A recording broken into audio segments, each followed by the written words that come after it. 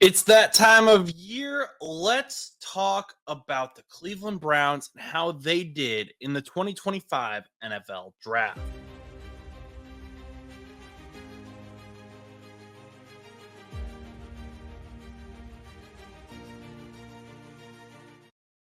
What's up, everyone? It is Josh here from No Buts About It.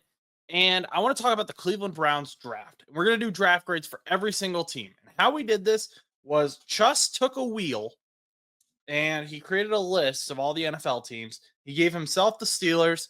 He gave me the Bengals and the Colts. Stan, the Jet fan, has the Giants and the Jets, obviously.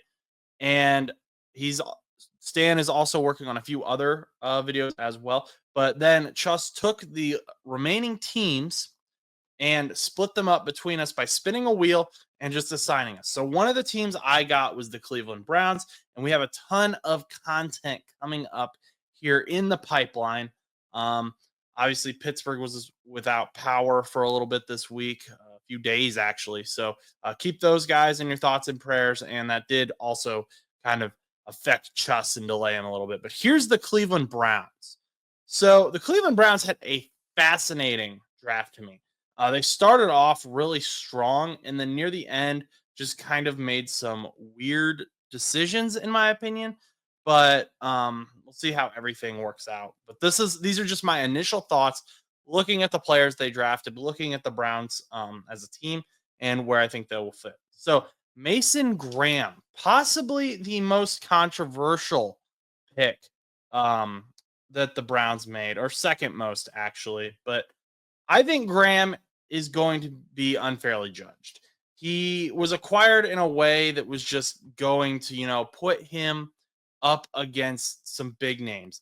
The Browns traded away from Travis Hunter and Abdul Carter to get more picks, including the Jaguars' 2026 first round pick. And if you watched my top three favorite moves of the first round video, this was one of them. I really liked that move. However, the Browns aren't in a win now situation.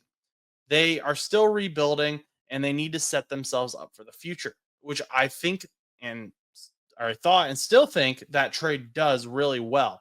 It gets them a defensive lineman, it gets them more picks, and it sets them up next year for a stronger quarterback class. Something Cleveland is very good at is assessing D line, and their defensive tackles aren't as deep as some may think. They have had very good defensive tackles for a long time. They've had some very quiet but productive guys on that line as well. A lot of them are getting overshadowed by Myles Garrett, but they aren't very deep there. Shelby Harris is an older player. Mike Hall is going into his second year and is unproven coming off of an injury. Collins, who I believe they just signed in free agency, is older. And Holly is just depth. They also have Briggs, who is a late round pick, probably more of a depth piece. He could potentially become something, but we don't know that. Bringing in Mason Graham, you get a high motor, quick guy that helps them retool that line, helps them maintain that identity that they've had on defense. There are worries about his size, though, and he doesn't stand up well to double teams. And so that may become an issue for him in the NFL. We'll see how that happens. But he's very technically sound and he has a wrestling background. So he knows how to use his body weight. He knows how to utilize leverage. I think for this pick to work, though, the Browns are going to need to nail their acquired picks that they got from this trade, especially that 2026 first. So that's why I gave the Mason Graham defensive tackle pick a B plus. So not too bad. I've seen some Browns fans saying, I wish we would have gone a different position here. I don't really want to draft DT in the top 5. Understandable, but I think it's a good overall pick. Next up, we have Carson Schwessinger. He has a very interesting story. He was a walk-on at UCLA, and now he's a second-round pick. He was taken first in the second round. The big thing pulling Schwessinger back is he only had one season of this as a starter, but he made the most of it. He's a super high football IQ player, and that shows in his play. He's very good at play recognition. He is smaller, though. Again, another physically smaller guy who's just very smart and technically sound. However, that I think will inhibit his ability to blitz the quarterback and get to him because the line will just stop him. So I think he's probably going to be in coverage more often.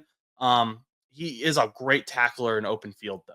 That's his strong suit. So really, him being in coverage shouldn't be much of an issue. Um, Not a liability at all, in my opinion. He does best in a 4-3 defense. That was like what all the articles said about him when you looked at him. He was like, he needs to be in a 4-3 defense, whichever team uh, drafts him. Jim Schwartz, the Browns defensive coordinator, absolutely loves the 4-3 base defense. He changes it up a little bit. It's not just, your basic 4-3, but Schlesinger in that system as a middle linebacker is going to do fantastic in that scheme. And it does kind of worry me. Him and JOK back there uh, on the Browns defense. It's already been really good at times. So that's why I gave this a B. I do think he's going to be a really good player, a strong player, but that inexperience on the field could rear its ugly head at times.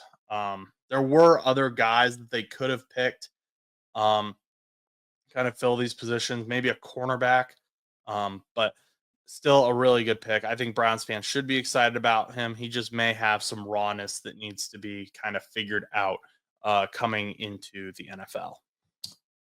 Then we head on to Quinshad Judkins. Now, of course, this was a Browns favorite. He's a Ohio State guy, and he's staying in Ohio, and for good reason. This is a great pick. It's hard to believe it. Nick Chubb will not likely be a Cleveland Brown this year. He's still working on his rehab, so who knows what happens. But Judkins pretty much is his replacement. Judkins is a strong runner who sees the gap and attacks. He's also a high-end zone scheme runner. Compared to Trayvon Henderson, Judkins is just the stronger, more durable back. And behind a good offensive line and scheme, he will be able to rack up yards like crazy. He had 1,000 yards every season that he played in college, whether it was at Ole Miss or at Ohio State. Just a very, very good player, strong player, durable, fights for every yard. It will be interesting to see how the Browns kind of navigate pairing Judkins with Ford, as they're completely opposite players. The Lions have kind of set this precedent up of the Sonic and Knuckles backfield, and other teams are now following. And this is an example of that. Ford is much more explosive and is more heavily relied on in the passing game. Judkins wasn't really relied on in the passing game in college. Of course, Ohio State has a ton of fantastic wide receivers, as we all know. So that could have been part of it. We'll see what Cleveland ends up doing. But Judkins can also be a good pass blocker in the passing game if they need him to contribute in some way there for whoever that quarterback is in Cleveland. This is just a great pick. Quick turnaround from Nick Chubb. It will allow them to quickly replace him. They also, I believe, this was part of the Hunter trade. So this was a pick that they got from Jacksonville in the second round, pick 36. Grade A. I think this is one of those picks that they're going to end up nailing. That is going to kind of help that trade kind of even out. Now, a player that I really like, and you guys know that I love tight ends, and I love this player particularly, Harold Fannin Jr. He's just so fun to watch. And he fell to the third round. And I don't know if that was just because of, some concerns with him being from Bowling Green and not a bigger college, but I think this pick is fantastic and gave it an A+. He's one of the most athletic players in this draft. He has sure hands and was only credited with 4 drops all of 2024. Fannin will be given the opportunity to be the number 2 passing read behind Jerry Jeudy, as that is his strong suit. He's not much of a pass blocker, which I kind of like my tight end to also be a blocker, but Harold Fannin Jr. makes enough crazy catches that it makes up for it.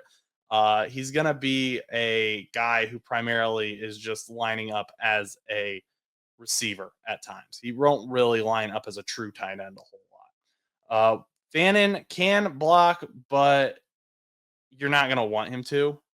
He can do it, but you're gonna be taking away a very powerful receiving weapon if you do that. Especially because you have the Browns have other tight ends on the roster who can block. And if they want to go into 12 personnel and have two tight ends, I just think having him as a receiver, especially because the Browns wide receiver room isn't that deep, is just way more beneficial. He has enough high contested catches that he may pull some double teams, opening up Jerry Judy or Tillman, which could help just the offense as a whole. He doesn't run routes like quick and aggressively like a wide receiver, but he catches like one and will line up in the slot or even in the X if you need him to. He's just ultimately a big body player that will help to take some of that receiving game burden off of David Njoku. And this is a fantastic grab in the third round. I really like this pick. Browns fans should be hyped for this guy. If you are not hyped for this guy, go watch his highlights because they will get you hyped. Now, this is where the Browns kind of confused me because up to this point, they were setting themselves up really well. I understood the rebuild, I saw the vision, and then all of a sudden they just were like, okay, screw that. We're just doing whatever we want. And they took Dylan Gabriel. Like I said, that 2026 first, I thought was going to be for a quarterback. Well, then in the third round, pick 94, they take a quarterback. I don't want to bash him too much. I just really don't like this pick. They used a premium pick. They used a premium pick on Gabriel when Sanders was still available, as we all know. And if you don't know that, you've been living under a rock. They ended up drafting Sanders later anyway, so we know that they wanted Sanders. Like they weren't against taking Sanders completely. They were just against taking him here. But for whatever reason, they took Dylan Gabriel here. He really kind of isn't that mobile in his throwing motion. He does this weird. I'm going to try to find a video of it to put over the top here. He does this like weird flailing motion with his legs that I noticed during the regular season at Oregon. And it can be fixed, but I just this pick just doesn't make sense to me in the like full grand scheme of things. Um, the one thing that can't be fixed though is his height and the fact that he's left-handed. He might be able to learn to throw right-handed, but I doubt it. That will confuse some receivers because most receivers are obviously used to right-handed quarterbacks. Left-handed quarterbacks can be successful. Tua Tagovailoa is left-handed, but that's just going to be weird to learn for some of the Cleveland receivers, I'm sure. And his height, we're going to have to be running some boots to get him out from behind the offensive line at times, like how Kyler Murray does. Bryce Young does this a lot. These boots that way he can see his receivers, he can make those intermediate throws. And due to his lack of mobility, I'm not really sure that he's going to be able to do that a whole lot successfully. Ultimately, just kind of a concerning pick. He is very calm in the pocket, though, and he does get through his reads quickly, which is good because he's not going to have a ton of time in the pocket, I don't think. Just especially if he's running all those naked boots, so he's going to need to read through everything quickly. But just the overall context of having Deshaun, signing Flacco, trading for Kenny Pickett, and then drafting Shedeur Sanders later on, this pick just doesn't make sense to me. And also is going to end up impacting the Shedeur Sanders pick later on. So I gave it a C minus. I always wish these guys the best of luck. I'm not rooting against him to fail or anything. The pick doesn't make sense to me. Now, Dylan Sampson, Tennessee running back. He was taken in the fourth round, and this is another pick I really like for the Cleveland Browns. They kind of rebounded here. Let's go. So there are rumors that Cleveland could try to trade Jerome Ford. They're not like super heavy rumors, but they are out there. If that happens, Sampson would likely be thrown into that running back 2 role, and Sampson finds himself somewhere between Judkins and Ford. We just talked about how great of a running back Judkins is. He's a better inside zone runner like Judkins and is more of a pure rusher than what Ford is. However, I would argue he is more explosive than Judkins and uses his elusiveness to get extra yards. He's also very young. He's 20 years old. I think he'll turn 21 during the regular season. But Sampson already has shown he can read gaps quickly. He plays like an older, experienced player, still only being 21. He's very effective. However, he is smaller, so he's not going to be a pass blocker in the NFL. Quinshad Judkins, that's going to be his job, or a tight end or something. But Sampson, the main reason he fell, and this guy originally had a 2 to 3 round grade. Pretty much every website gave him a 2 to 3 round, and so to get him in the 4th round was great value. But he does have some fumbles that'll need to be cleaned up. If he could cut down on that, this could wind up being the steal of the draft for the Cleveland Browns because he just, being so young and already understanding the game super well, nailing the gaps perfectly. He's just a great player to have on your roster. So I gave that an A. We'll pull that up real quick. Yep, A. So Shedeur Sanders is up next, and I gave this a B minus. This I went back and forth with this one. This pick is hard to grade. You can argue is a higher value pick, and there's all sorts of reasons for that. People are saying he was supposed to go in the 1st round. He should have gone in the 2nd at the latest. I just never really saw the hype. He went like 1-7 against ranked teams.